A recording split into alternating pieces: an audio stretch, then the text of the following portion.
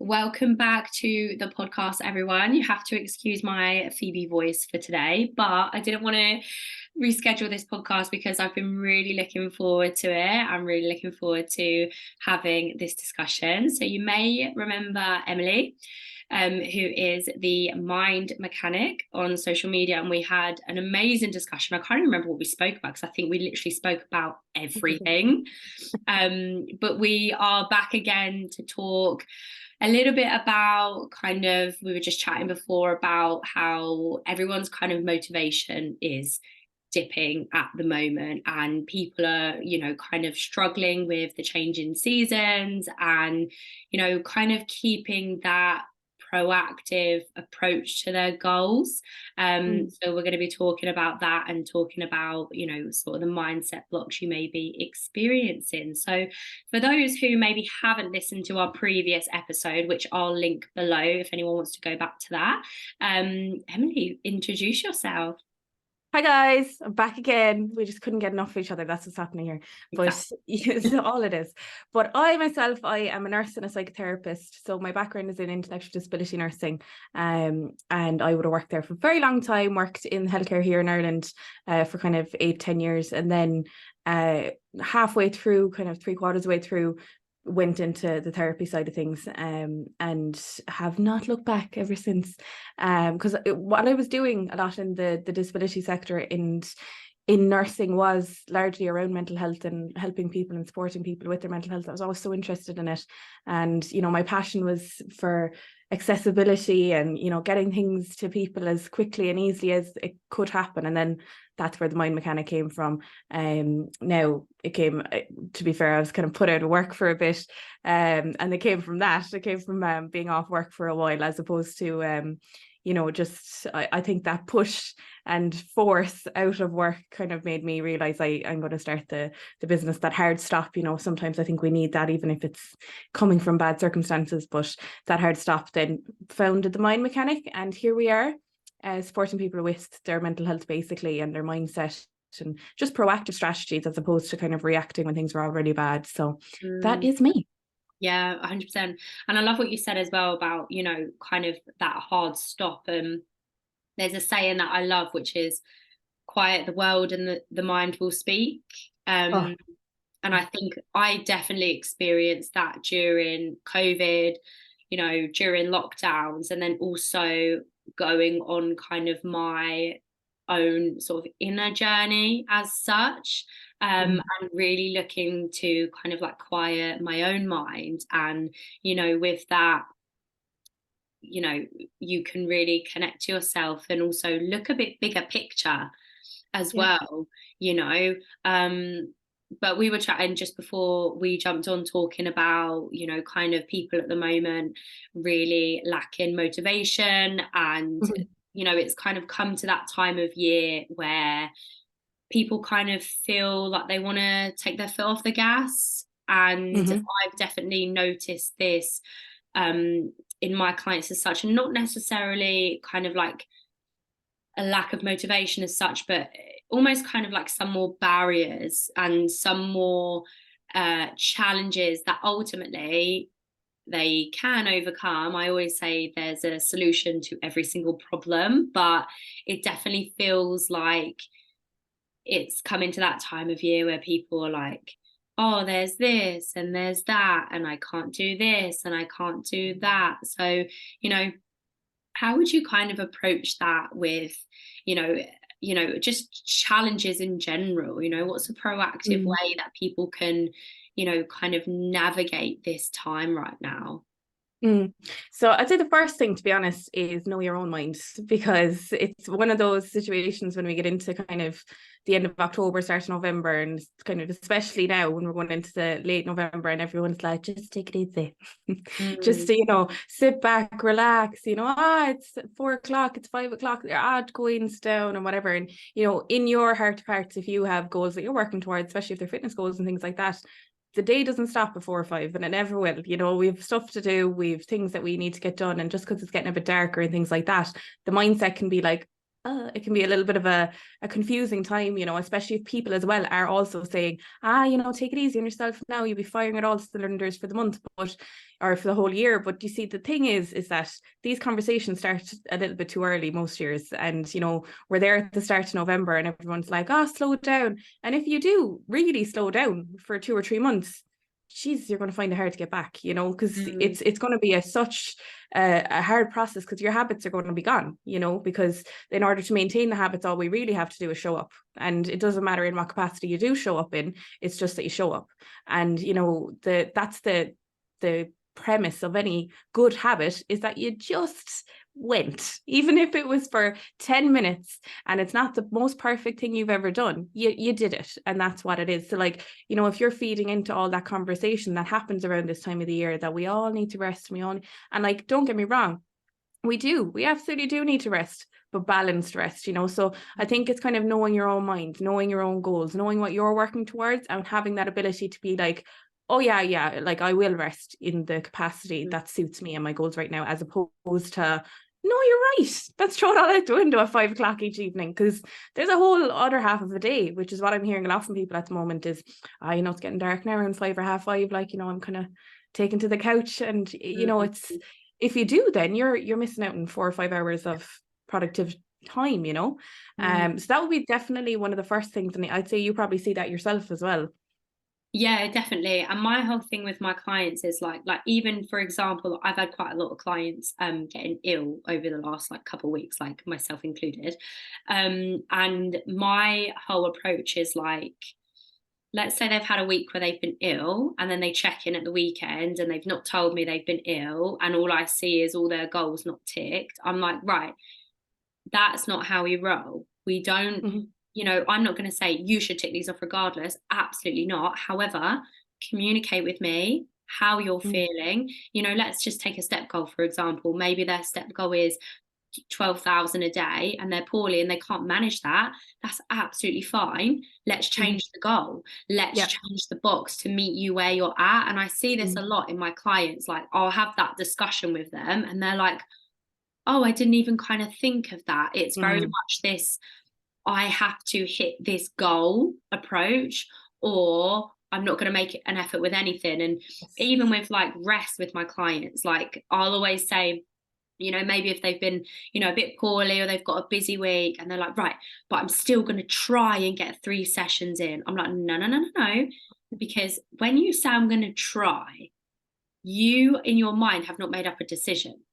So you're in a place where you're then able to, you know, kind of back out, or, you know, just not put anything in place. I'm like, no, tell me right now what we're going for. Is 2 sessions achievable for you?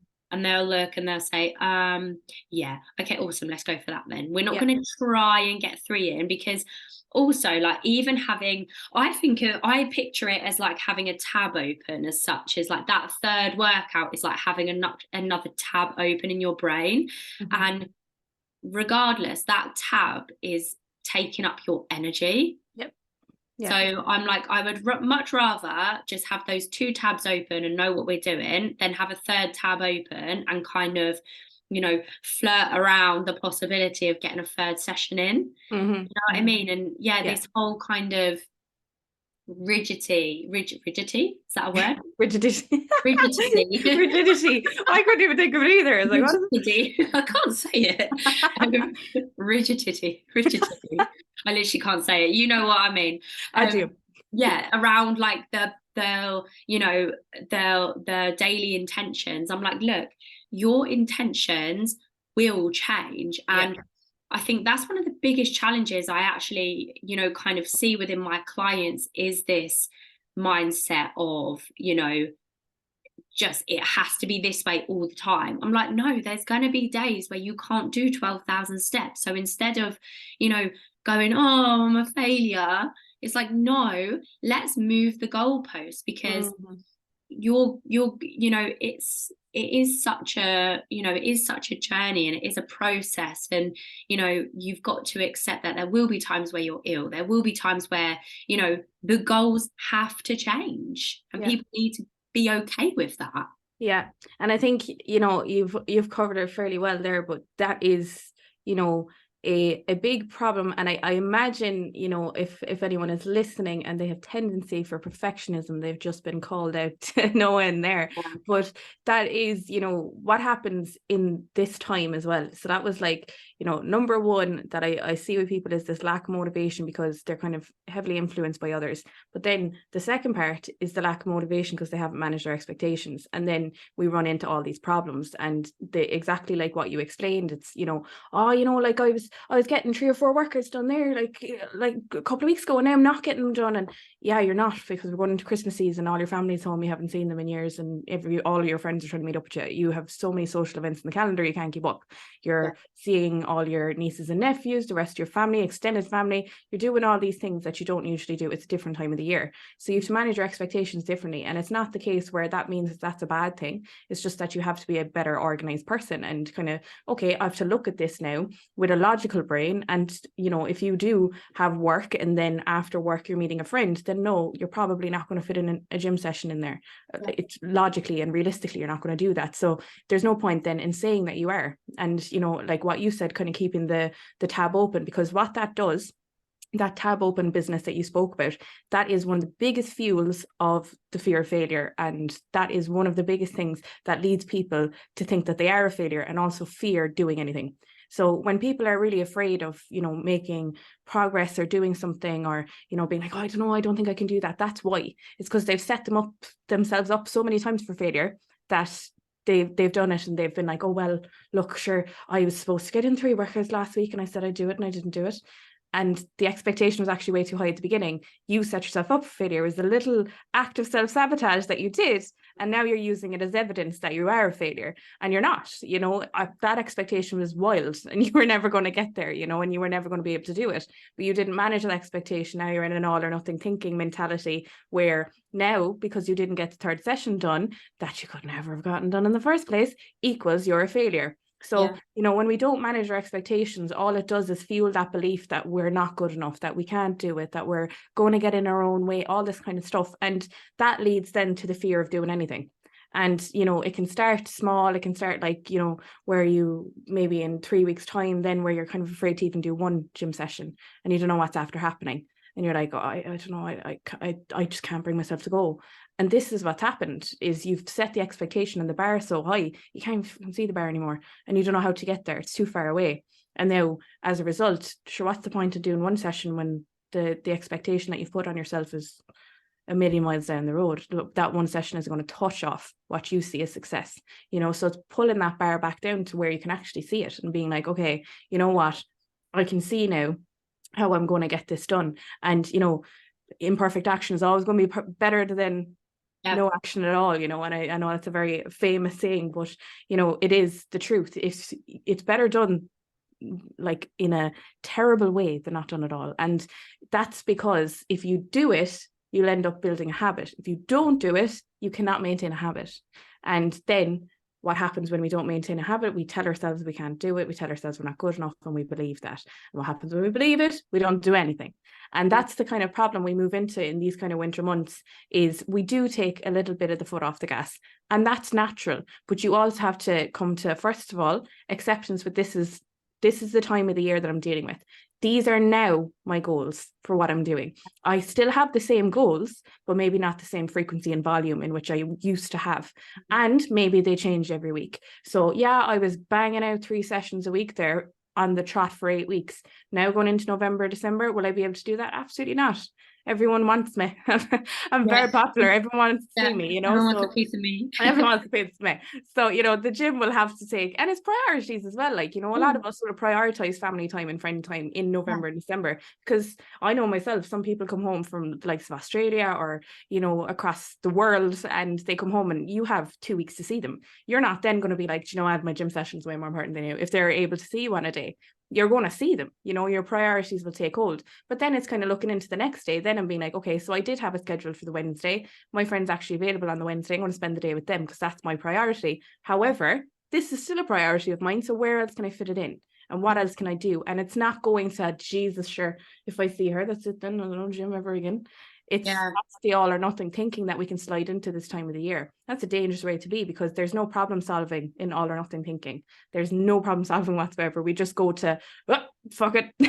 And you know what I say to people all the time is kind of fuck a button. You know, we go to this place where we just press it and we're just like, oh yeah, fuck it, for everything. We're just like, fuck it. Okay. Yeah. You know, it could be to biscuits, it could be to a little piece of cake, it could be to the food that's all around during Christmas, it could be to your gym sessions. And it's that kind of mentality that's also fueled by other people around you. And then it's the added bonus of the fact that you might have missed one or two things along the way because your expectation is too high. And then you're just like, oh, sure, couldn't do it last week. They're telling me calm down. Fuck it. And then you just press the button and everything goes out with it. And then that all or nothing mentality takes over and we can't get anything done. So if you feed into what everyone else is saying and you don't manage your own expectations, then in January or February, and there's a reason January is such a blue month, be it with all the money that we spend as well over Christmas, obviously, the fact that, you know, family, sometimes, first of all, one side of it, family can be really amazing. You can see a lot of people. Other side of it can be really draining, and your social, you know, battery and all that can take a huge hit, or as well, you can be hugely triggered after Christmas. And then we go into the blue months where then, just to add the cherry on top, everything that we had been doing in October, September, whatever, is gone because we decided, you know, that we couldn't do it and that we weren't good enough to get it done, and that because we didn't do 4 sessions a week, then it meant not doing one. And then now we're in January being like, what happened?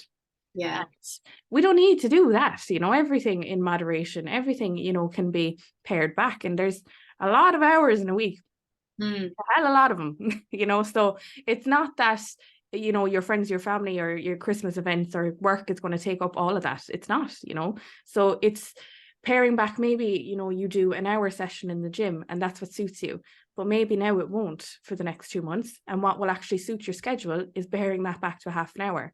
Or maybe on the weeks where you are meeting a friend, you can incorporate that into a walk, that you can be like, oh, will you meet me for a walk and we go here? You don't like have to just give in to the narrative that somebody else is feeding you as well. You can try and be like, okay, maybe I can make these two things work.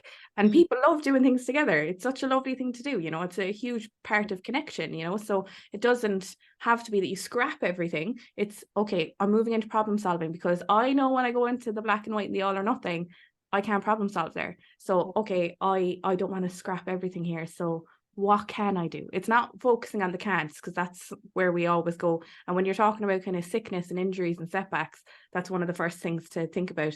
Are you focused on the can't? Because we have to focus on the can. And, you know, even if you're 2 arms down, if you've 2 broken arms, you've 2 functioning legs. And it's, you know, it's the can, you know, oh, I can't move my arms. Okay, but you can move your legs, or you can focus on your breath, or you can focus on your mind and do that inner work for a while you're healing. You can do all this stuff. It's the can'ts. And when we focus on the can'ts, we start to tell ourselves all the stuff we can't do, and then everything feels like something we can't do. So, you know, we can really get into our own heads. And I think the all or nothing mentality is the devil this time of the year. I don't know, I'd say you hear a lot of that kind of black and white, throw the bat out with the bathwater kind of thinking.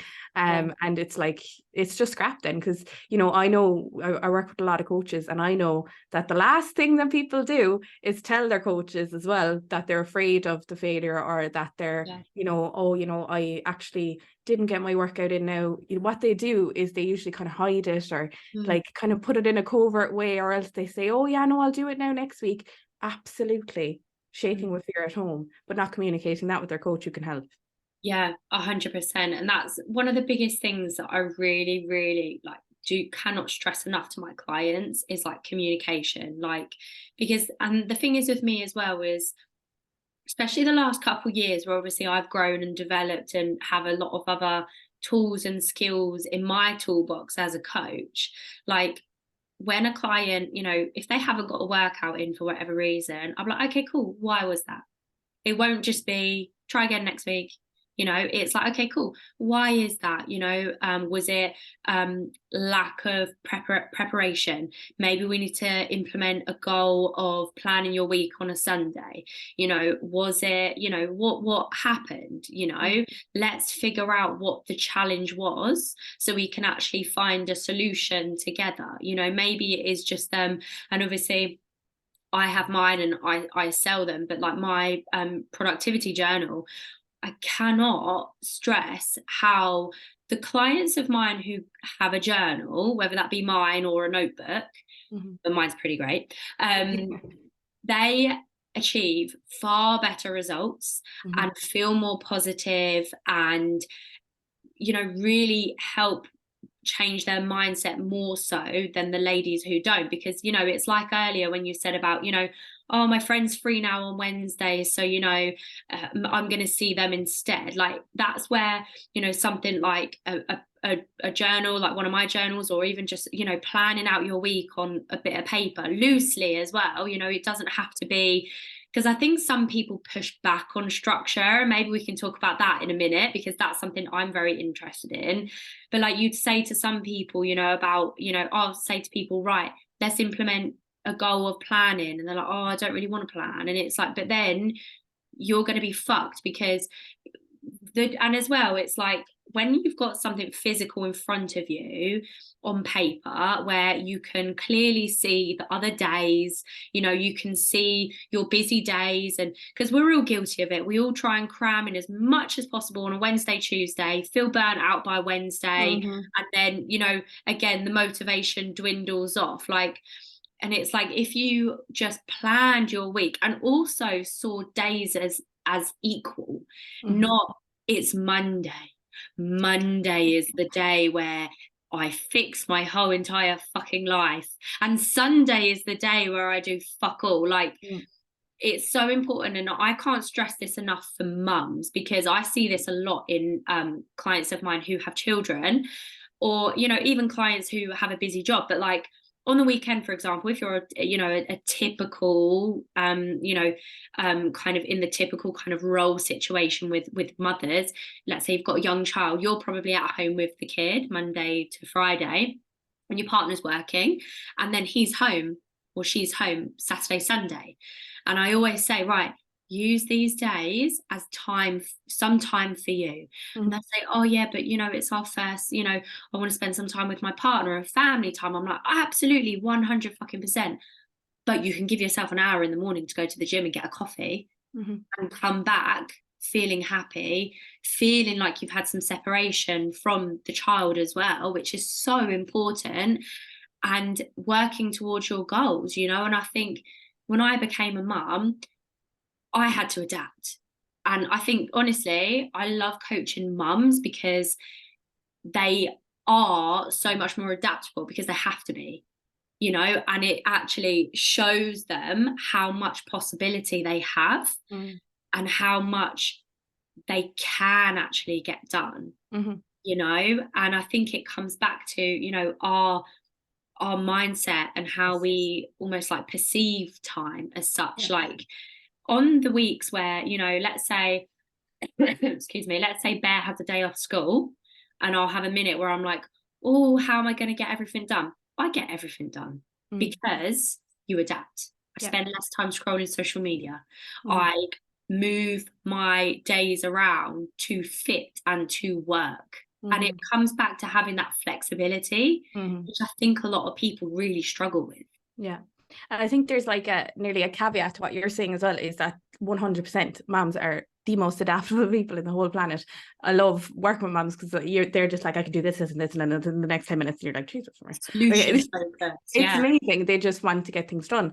But what I see as an issue in this area is, because that's an amazing gift, you know, it's the learning of how adaptable you can be.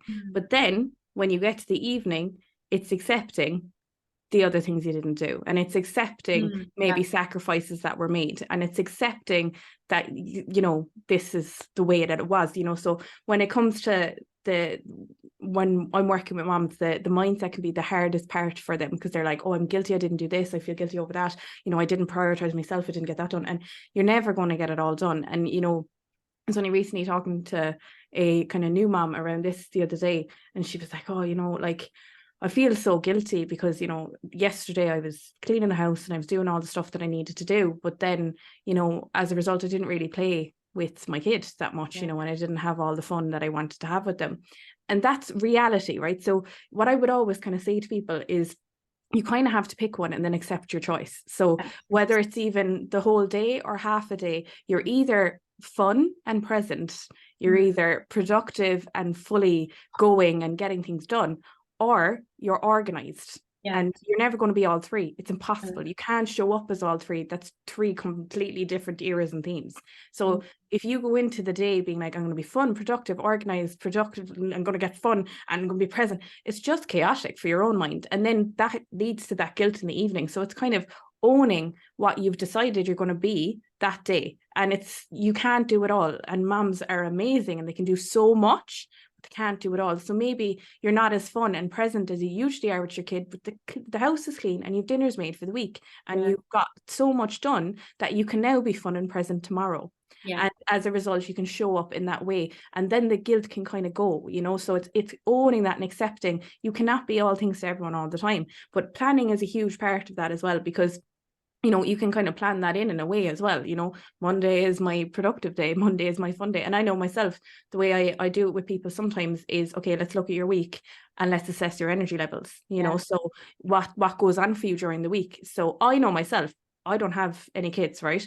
For me, Monday and Tuesday, I am most productive. And a lot of people would disagree with me because they'd be like, oh no, I'm into the week, whereas I'm the opposite. On a Monday and Tuesday, I'm firing. I'm ready to get stuff done, and then Wednesday I'm really good to get like other stuff done, but maybe not as productive as what I would be on a Monday. And then Thursday it's weaning maybe a little bit more, and on Friday my social battery is probably out because I do a lot of talking. So on Friday, I don't schedule any one-to-one sessions and I just do a lot of admin stuff where I get a lot of stuff done because of the fact that I know my energy battery isn't around that thing.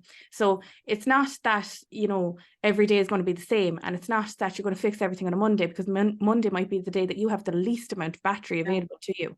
So it's kind of looking, okay, maybe you have 2 kids, maybe you have 3 kids. When is the things that you have to do? So let's look at what you have to do in a week. Oh, Monday, I have to bring them to training in the evening, and I have to do that and whatever. Okay, so that's a big day of stuff. When is the day that you have the least stuff? Oh, kind of Wednesday.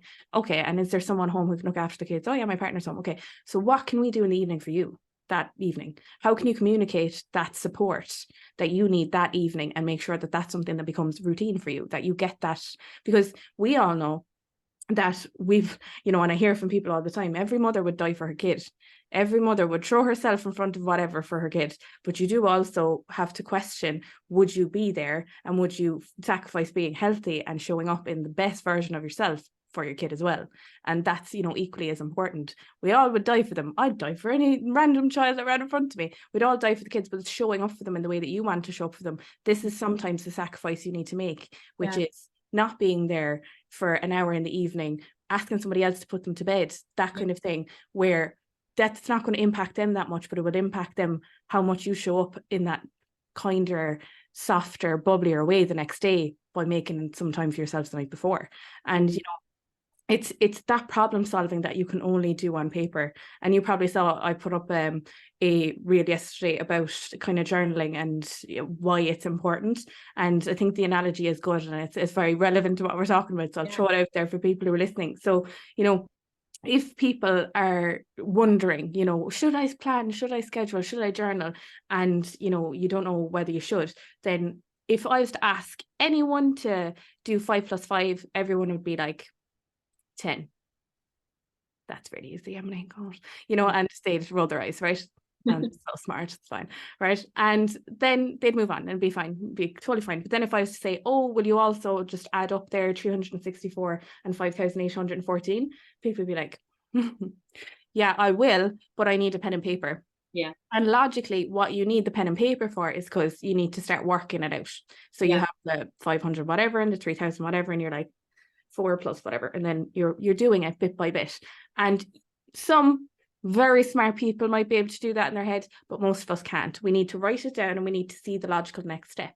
And most of the problems or the things that we have in our lives or the schedules that we plan are that they need a logical stepped plan. We can't do the 5 + 5 might be, what time am I going to get up in the morning, and you can 10 that, but however, you know, how am I going to fit in all my gym sessions? How am I going to fit in my walks? How am I going to prioritize myself this week? Might be that longer edition. It might be that longer division where you have to actually write it out in order to see your workings to get to a proper solution, because sometimes it can't be, it's not as easy. There's all these intricacies and different things that we can work through, and then as a result we don't bother, and it becomes brain fog because our brains are like, girl, I don't know. I don't know how you're going to do that until I see it in front of me. So, you know, the power of planning and scheduling is amazing when you harness it for the right reasons and don't use it as a stick to beat yourself with. So you don't, you know, say, oh, Monday I'm going to get all this done, and then by the end of the day you're like, didn't get all done, you know. So when you do it with compassion, and when you do it in line with what you can actually do and manage your expectations properly, in line with your energy battery, and have it written, you know, it's so powerful. It's organization is one of the biggest things that will dwindle your anxiety. If you're anxious and you're an overthinker and you're not planning, I guarantee it's something that would pull that down for you, you know. Yeah, 100%. Why do you think some people lean against planning as such?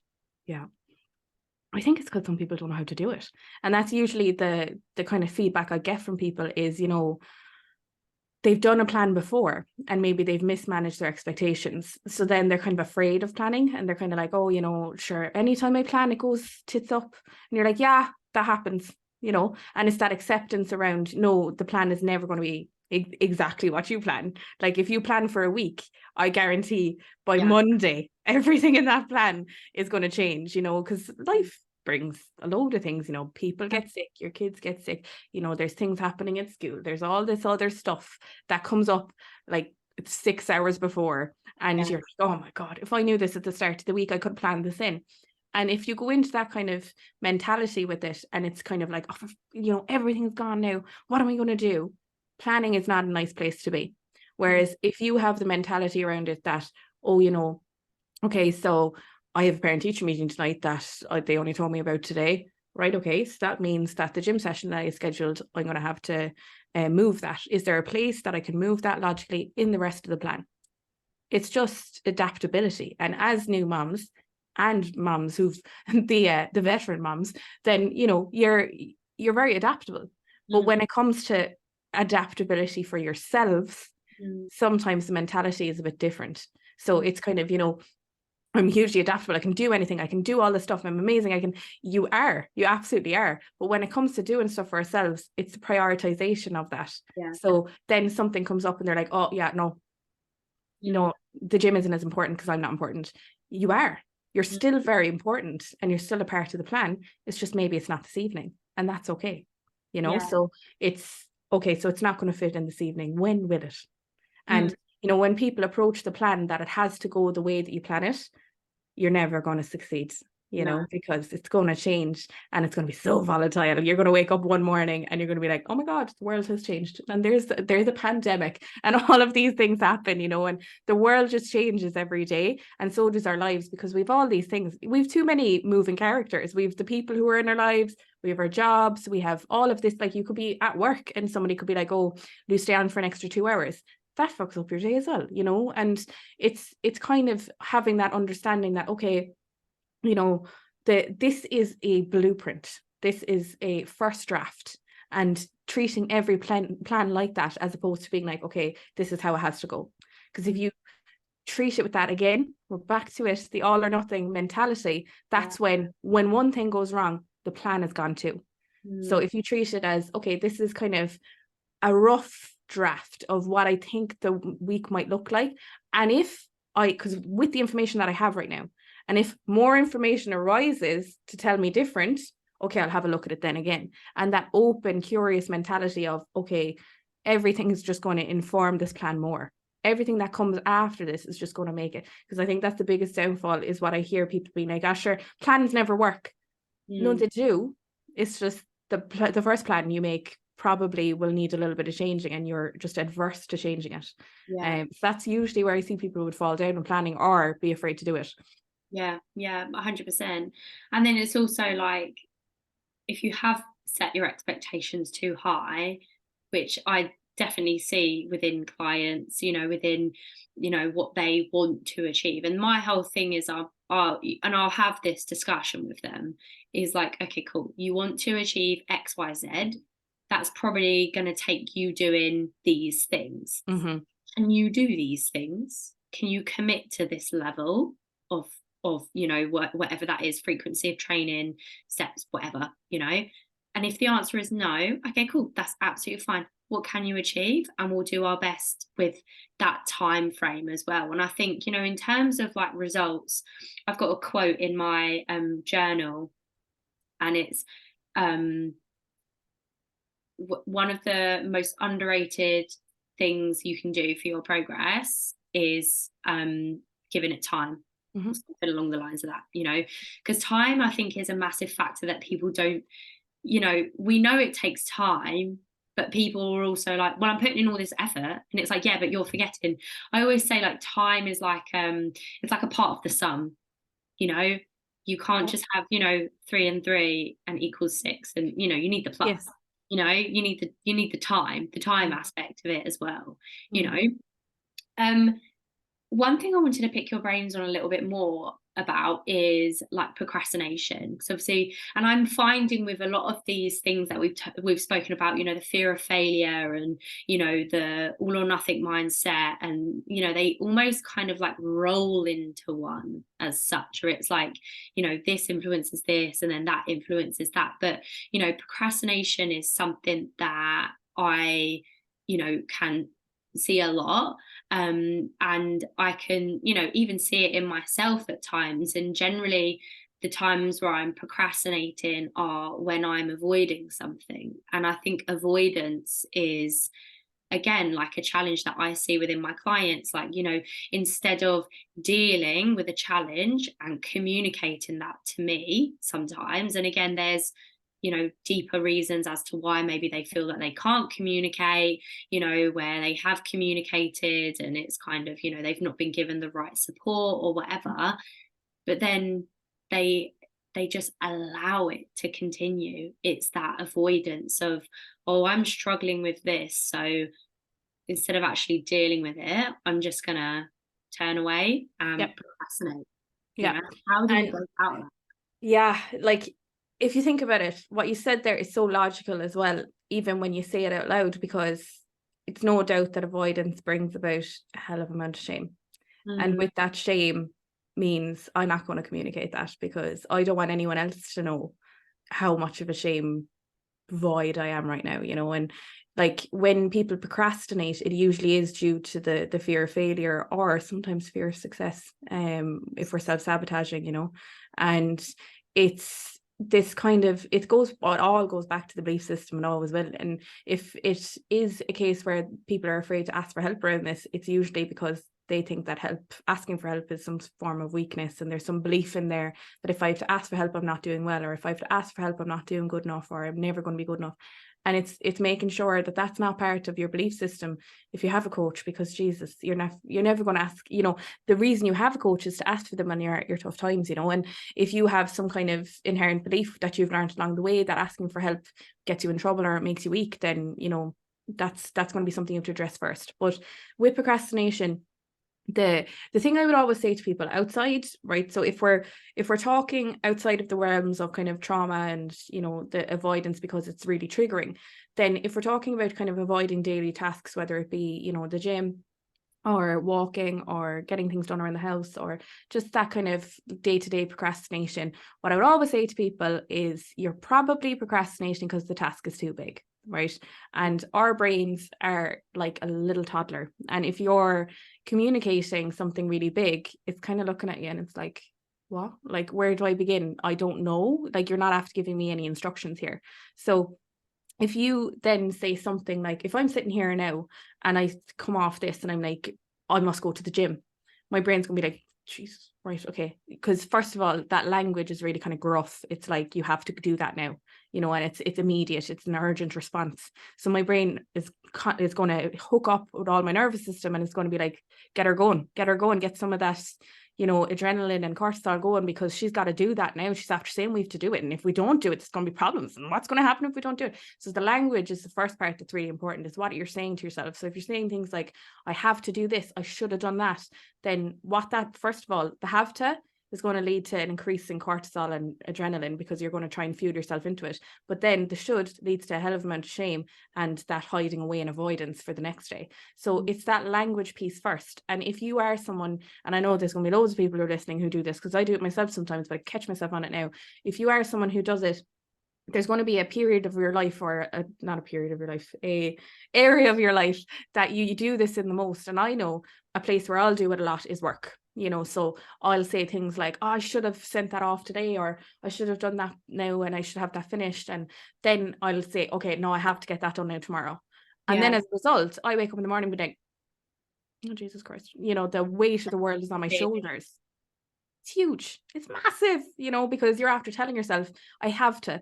And like your brain takes everything so literally that if you say things like, I have to get it done, then your brain is like, well, there has to be a really bad consequence if we don't get it done because she's saying we have to. So that's fired all cylinders there. So you're not sleeping then the night before because cortisol's running through your veins because you're after telling yourself that you have to get it done. So that language is powerful. It's so important. If you're telling yourselves, and like I would urge everyone to take out have to, must, should, any of those words out of your language. You don't need them. And all they do is fuel shame and pressure and worry. And if you can remove them, I guarantee it'll be easier to get tasks done.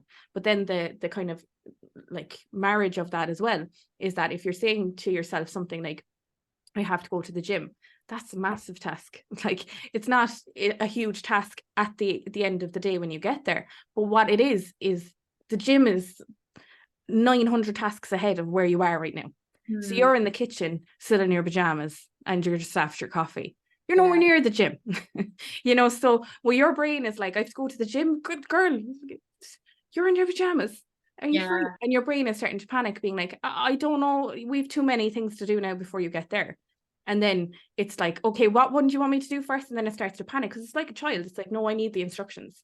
So if you're saying I have to go to the gym, it's like trying to be like, well, we need to get to the what? There's too many blockers here. And it's like all of the things that you have to do beforehand are standing in front of you then. And as a result, you're staring at them being like, no, fuck that, I'll clean the oven instead. Of course you are, because it's easier, you know, and avoidance. Absolutely. And, you know, that's why we go to those kind of tasks like pulling out the oven or cleaning the fridge, or because those are tasks that are like dumbfounded. Let's be realistic. We don't have to think too much about them. There's no like, you know, massive thing that we have to do beforehand. We just kind of get underneath the scrubbing, you know. It's not like that's going to take too much thinking to do it. Anything that we do when we're procrastinating is a task that you already know how to do very well. And you know, it's because you're comfortable doing it, because what is wrong is the task that you're doing is too big and you're not comfortable.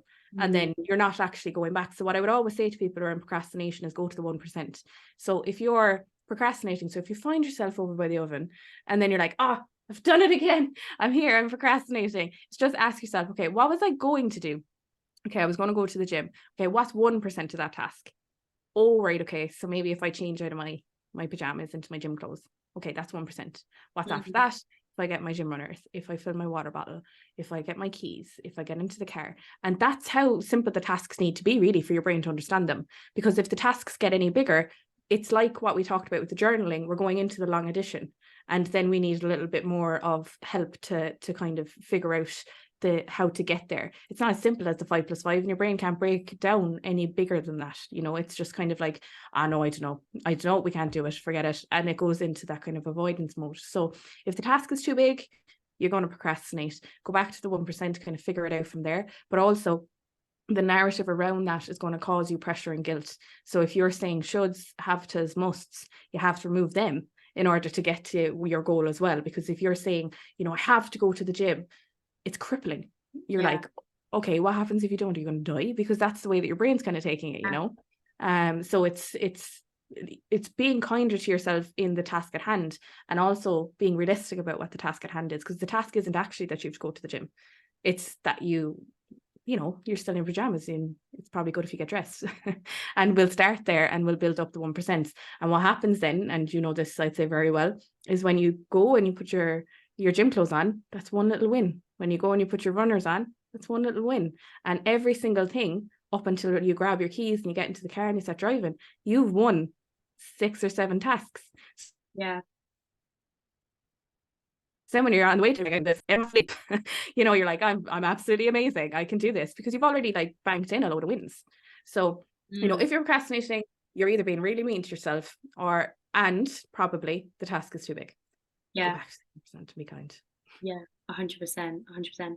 I was reflecting on that, funny enough, the other day. Like when I was getting in my car, I think I was going somewhere or I was doing something, and I was like, I'm going to get my car cleaned. And then I was reflecting on language, and I never say should or have to.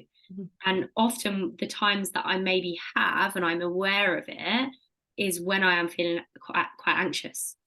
Like I don't ever really say that unless I'm actually kind of not in a good headspace. And I always talk about how important language is, because it is, because like you say, our brain doesn't really know the difference, you know. Our brain, and this is something that I've become so interested in, is like, you know, our nervous system and kind of like fight or flight responses and things like that. And you know, I think it's so important to know, to just actually understand. And you know, I was talking about procrastination with a client of mine on a mentoring call the other day, and she was procrastinating about, she's doing like a course and she's got exams, and you know, there's lots of exams and lots of hours. And I said, right, okay, you're at the moment looking at the big picture, which is I have a big exam. I was like, I want you to, over the weekend, kind of reverse engineer the exams and the, you know, all of that. And I want you to think of realistically how much you have to study each week. And it's probably a lot less than what you think. I said, maybe if it's a couple hours, 4 hours, let's say, 4 hours max for the next few months of studying. And you can, you know, you know, she's got a journal. So I was like, you can use your journal to plan in these work blocks, you know, to plan in when you are going to study. Because what most people do is they'll avoid it. Let's say they're studying for an exam, avoid. And then the day before the exam, they'll study the whole day and they'll feel completely burnt out. And they also won't be able to take in as much information where they're in a stress response, where they're in like a lack response of I have to do this, you know. So it's really not productive to be like that. And I think, you know, sometimes when you look about, you know, taking maybe a slower approach, like in quotations, I think a lot of people think that, you know, it's not going to be as good. And it's like, no, it's actually so much better where you're not stressed, where you're not overwhelmed. Because stress and overwhelm, you can't make any changes when you're stressed and overwhelmed. And you know, my clients, they come to work with me because they want to, you know, improve their mindset, they want to, you know, change their physique and lose body fat and things like this. And the first thing that we look at is what in their life is stressing them out, you know. And sometimes we'll have that discussion and they're like, okay. And they're like, what, with just my nutrition? I'm like, no, with everything. What in life is stressing you out? And they'll be like, and they'll be a bit reluctant, a bit hesitant. And they're like, I don't really know if this is coaching related. Like I get that a lot. They're like, I don't really know. And I'm like, it is, trust me. And they're like, so and so at work is, you know, being really challenging, or I'm having some issues at work. And I'm like, okay, cool, yeah, perfect. That 100% is relevant. Because that is impacting you and your physical health and your mental health. So what can you do to improve that situation? And this is another thing I wanted to talk to you about, because you mentioned it briefly earlier, but is like boundaries. You know, we were talking about the festive period and, you know, everyone wants a piece of you. And, you know, I'm definitely seeing this in my clients. You know, they're like, so-and-so wants to do this, and so-and-so wants to meet me here. I don't know where I'm going to fit stuff in. And I'm like, right, this is where you need to become a boundary queen. And I feel like as women, this is something that women struggle with, is setting boundaries and, you know, prioritizing themselves, you know. Boundaries are so important. So I'm sure you talk about that a lot with your clients as well. I'm just going to throw out 2 tools because you know what, I can sit here and talk about how boundaries are, you know, difficult and they're hard, and they are. they're really bloody difficult. They are hard at times, and sometimes people are a bit mean when you do a boundary. And I think the biggest myth is that when you create a boundary, someone listens, and they don't. Yep. Most of the time you create a boundary and you have to create it maybe 6 or 7 times, and then maybe they listen. And especially, like, I see this a lot with people who are passive. If you're kind of a passive person and you're used to going along with the flow, and you're maybe probably around aggressive people a lot, then they're going to be like, sorry, who's your one? Like, she's always went along with what we've said before. Who does she think she is? And that actually could be the response. If you're someone who's been passive for a long time, they're going to get a shock if you stand up for yourself. But you still don't need to use that as an excuse not to stand up for yourself. So it's important to recognize that maybe, you might get an adverse reaction, but then it's also weighing up, are you actually willing to be treated the way that you have, or willing to go along with all the plans that you don't want to go along with, willing to do all the things that you don't want to do for the rest of your life, or are you willing to have one hard conversation in order to avoid that? So it's weighing up which one's harder, and most of the time my clients will be like, yeah, okay, right, I'll have the conversation, because it's not as hard as living the next 30 lives off somebody else's compass. It's not. Yeah. And 2 tools that I would give to people when it comes to boundaries. The first one is remove all you. If you can take out the yous from a boundary, you'll take away the defensiveness on the other side. So if you're saying things like, oh my God, you really pissed me off there now, and I'm really upset that you did that to me. The yous will make that person feel a lot of shame. When we feel shame, we're like a rat in a corner, and we'll be like, rawr, so that person will come back at you straight away. So, if you're giving them that kind of ammunition, is what it is, you're kind of giving them the fuel to be like, well, you know what you did. Yeah, bringing up shit from a year ago. Yeah, literally, it's here's the receipts, and it's like, no, hold on now.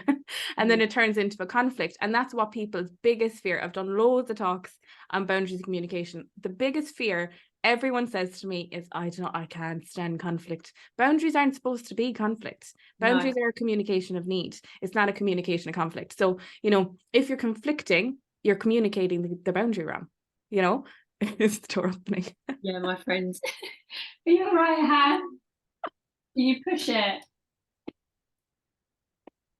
No. So I'm just going to include this in the podcast because it's fucking hilarious. So guys, I've had a really mad week, and just before I jumped on the podcast, I shut my living room door, forgetting that my door handle is actually broken off. So I'm actually currently locked in my living room. And my friends come round to try and let me out. Can you push the handle down? Oh my God. I just smashed the door, Hannah. Kick it in. They're really stiff. Yeah, go for it, girl. Oh God. Okay, babe. All right. Everyone's having to get tools. I think you live there now, in that room forever. Yeah, sorry, Bear. You live at school. Yeah, that's the end of that. Honestly, but again, like, honestly, a bit off topic, but while we're here, like, it's times like this where I kind of reflect and I see how all of this inner work and all of the mindset work really pays off. Because I literally, kid you not, I locked myself in a minute before I jumped on the podcast with Emily, and I was like, I'm locked in, but like, I know I'll get out. Do you know what I mean? I know I will get out, however that is. So yeah. So that's, and it's not immediate, like, it's sometimes when a problem happens, we can be like, oh, it needs an immediate response right now, and you were like, yes, yeah, 100%. I can do it better right now. Yeah, definitely. I've really learned that a lot, and practice that in certain situations, like even like responding to people. And I kind of talking about boundaries and stuff as well, like I see this in clients where like they feel like they have to respond to people straight away, like they can't have their phone on silent. And I think it the struggle with setting boundaries and things like that, I think, can also be maybe tied into like a fear of judgment, which I see a lot in clients, of being like, I for example, they want to set a boundary. Like, I've had it before where clients go on holiday and they're like, I don't really want to drink a lot, and I do want to go out for, I want to be active and stuff, but they all want to sit around the pool. And I'm like, well, you can go out for a walk by yourself, and they're like, but what are they going to think? And it's like, well, you tell me, what are they going to think? Because at the end of the day, you have a belief that they are going to think something of you. What is that? And let's actually work through it. And I think, the biggest takeaway that I hope people can get from this podcast is that, it takes work. Like, it takes proactive work of actually being able to take a step back and look at yourself in a really honest light of, what you're doing and, what challenges you're facing, and not, looking and being like, oh, I'm a piece of shit, I do this, I do that, but being compassionate and looking at these, these challenges that you're facing and, taking action on them. And sometimes that means doing things that are uncomfortable, but there's no other way. There's no other way. You have to do those things. And I say this, like, even to kind of finish off what you're saying, says people a lot, people who feel anxiety lives right here. Right, so you have your thoughts up here at the top, and then you have your behaviors over here, and anxiety lives in here when they don't align. So you have your thoughts of, I want this, or I'm going to do this, or I'm going to be this way, and then you have your behaviors that don't match it, and then your anxiety breeds in between. So that's the biggest cause, and the uplift of, oh my god, I feel so anxious, is exactly like the example you used of, like, a friend on holiday being like, I kind of want to do what I want to do, and I kind of want to do this, and I want to do that. They're doing what everyone else is doing. So thinking, I want to How are we doing, Han? That looked like it moves. I hope so. Oh, God. I'm really stuck. Oh, we have to call the fire brigade. Yes. How exciting. I might have to wrap this up in a minute, my lovely. So I can get out my house and maybe call some sexy firemen to come. I mean, that's a good Monday. Yeah. This is how I'm going to meet my husband, everyone. I mean, if it's not now, I don't know how else. Yeah, 100%, 100%. Let's do one little, kind of, what would be your biggest takeaway from this episode that you would like to give to the listeners? And we'll have to do another one again. Yeah, of course. And, I think the biggest takeaway is that we kind of, live in a very instant gratification world, and none of the things that we're going to do is instantly gratifying. And none of the things that actually have impact. So, like, it's the long game. A lot of the things that make impact and actually change your life is the long game. And it's showing up, and it's doing things, and it's doing them again and again and again and again and again and again. When you're not sure that you can see any progress, it is working. And, it's doing that inner work over and over again. It's doing the showing up to the gym over and over again when you're not really sure what it's doing, and just continuing to do it. And it's feeding the fact that you're doing it. It's feeding into your belief system. The fact that you're showing up is feeding into your belief system, and it's discounting all that. You can't do it. I can't do it. I'm not good. You are, because you're doing it. So, don't underestimate the art of showing up, basically. I love that. Amazing. Perfect. Well, thank you again for coming on, my lovely. It's been an absolute pleasure, as per usual. I hope you get out. Yeah, I'll update you, everyone. Thank you again, my dear. And I'll link the episode me and Emily did before in the show notes as well. But thank you again, my dear. No bother.